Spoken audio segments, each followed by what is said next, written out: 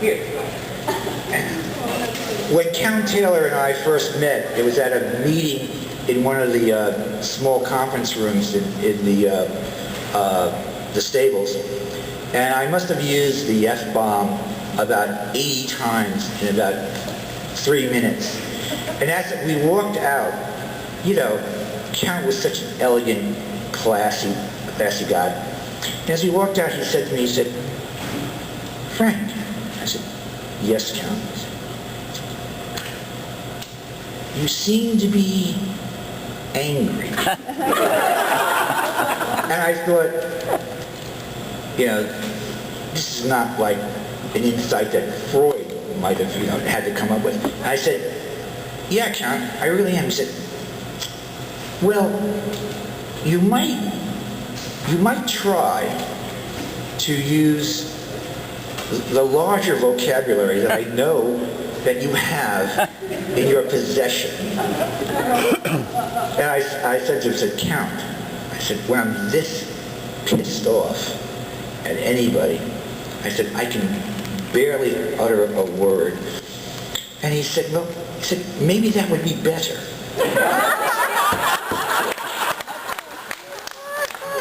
And you know,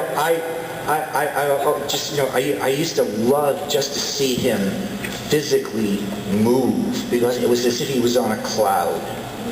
Just his elegant style of being.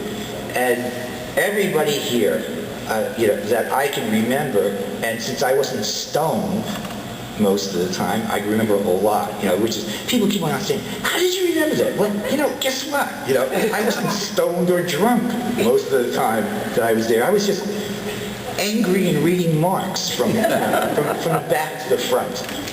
So, Steve Zimmer and Pat Bell were both over 6 feet tall.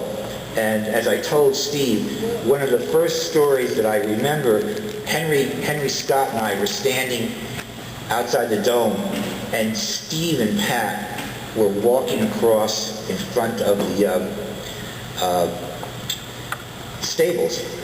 And as they were coming towards us, I looked and I said to Henry, I said, "My God, they look like 2 giraffes on the Serengeti," as they're sort of going across like this.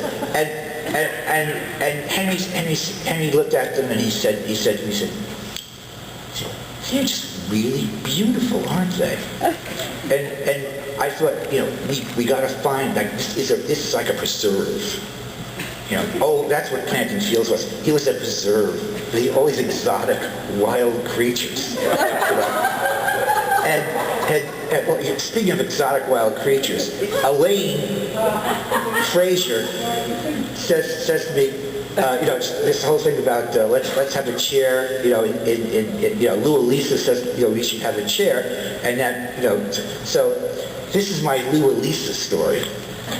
Now, for those of you who may not remember Lou Elisa, if you took like Bruce, me, Jay, and maybe a couple of other people together, and you threw us all together, and then we went to a gym and worked out for like three months, we would not be as big as Lou Elisa was.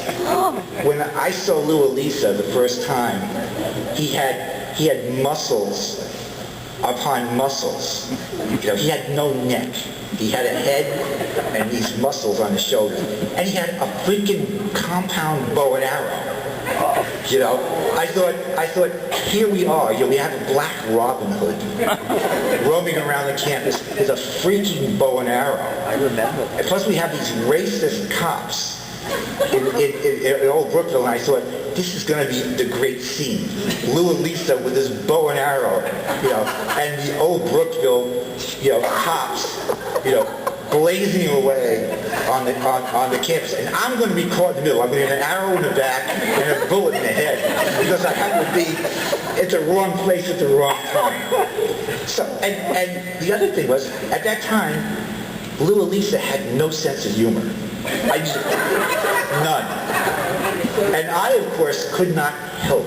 I could not help myself, and I would occasionally kind of get on his nerves. And one time I got on his nerves just a little bit too much, and he went like this, and I must have been airborne for about 30 seconds before I hit the ground. And I'm lying there, and I said to him, I said, "You know, Lou, I made you do that, don't you?" I said, "I'm in control of this situation." And he sort of, and I could see him, should I just pick him up and eat him whole, or what? And luckily, a faculty member walks by and sort of calmed everything down. And as I'm walking away, Donald Cole, one of the great guys of all time, Donald Cole's standing there, and he's just shaking his head, and he said, "What happened?" And I just said, "I was just trying to teach Lou something about verbal jiu-jitsu." And it kind of got out of hand.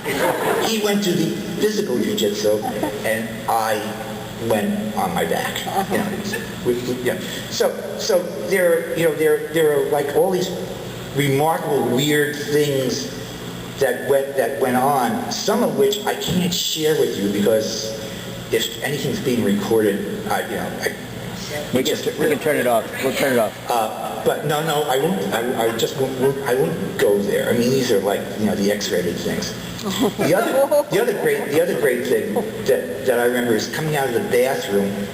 One of those remarkable co-ed bathrooms. I opened the door, and looking at me was nothing human.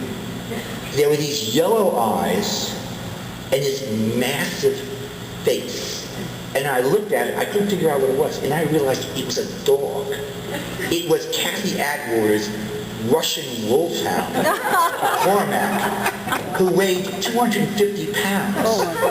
And he had sort of wandered down the hall with Juanita, Kathy Atwater's daughter, who was 4 years old. She's not anywhere near the dog. Now the dog is facing me. I'm trying to get out of the bathroom, and the dog is just staring at me. And I don't talk Russian wolfhound, but I'm trying not to scream in fear. And I look around the corner, and I see Juanita, and Juanita's going, "Oh, he won't hurt you. He won't hurt you." I know that. I said, "Could you think you could move him along?" And so she smacks him on the butt, and he goes down the hall, and my heart is like, I think I'm having a stroke. I'm just, I couldn't even get my breath. And I thought, I'm here on a college campus. I don't expect a freaking lion or something this big that I cannot communicate with to be in the building. I mean, bad enough I had to deal with Lou and Lisa and this freaking compound bow, But this was beyond the pale.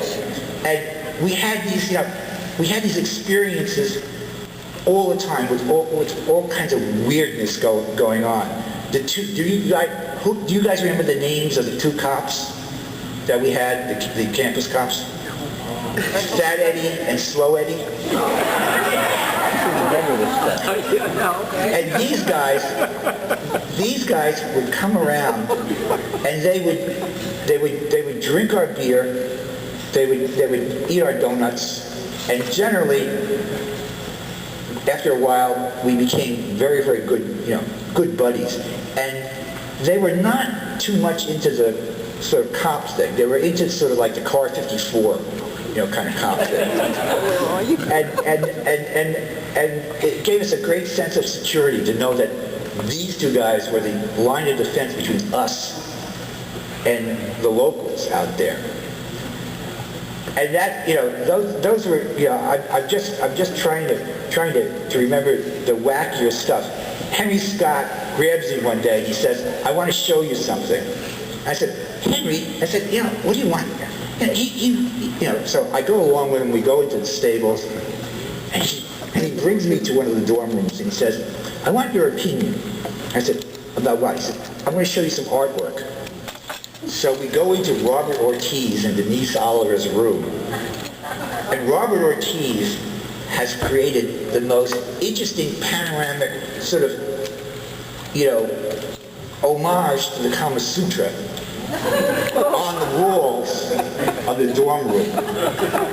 And one of the dorm staff objected to what can only be described as the graphic realism of these particular artworks.